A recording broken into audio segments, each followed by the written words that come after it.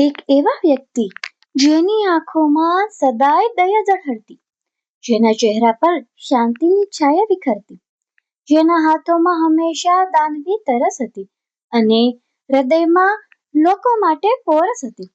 એક એવા વ્યક્તિ જેને કોઈ ધર્મ, જાત કે ભેદ ન લાગ્યો, ભૂખ્યાને ભોજન આપવાનું જ એ જ ધર્મ માન્યો, જેના ઘરમાં રોટલો ક્યારેય ખૂટ્યો નહીં, કારણ કે એ ઘરમાં સેવા ક્યારેય ખૂટી નથી.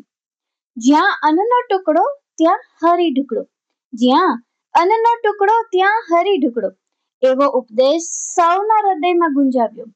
ભૂખ્યાને ખવડાવવું એ જ ભક્તિ ગણાવી, પ્રેમના પ્રસાદથી માનવતાને ઉજળી બનાવી. એક એવા વ્યક્તિ જેની વાણી મધ જેવી મીઠી અને જેના પગલા પડે ત્યાં આશીર્વાદ વરસે. ભક્તિ એના શ્વાસમાં અને દયા એના હૃદયમાં. એવા સંત જે જીવંત માનવતાનો પર્યાય બન્યો, દિલોમાં પ્રકાશ ભરે, મનમાં શાંતિ વસાવે અને દરેક આત્માને પ્રેમનો પાઠ શીખાવે. દુઃખી હૃદયને આશાનો દીવો પ્રગટાવનાર અને ભૂખ્યા પેટને પ્રસાદથી તૃપ્ત કરનાર. એવા દયાળુ, ભક્તિશીલ, કરુણામય મહાપુરુષ જેનું નામ લેતા જ આત્મા પ્રસન્ન થઈ જાય અને હર લોહાણા ગદગદ થઈ જાય, એ છે આપણા જલારામ બાપા.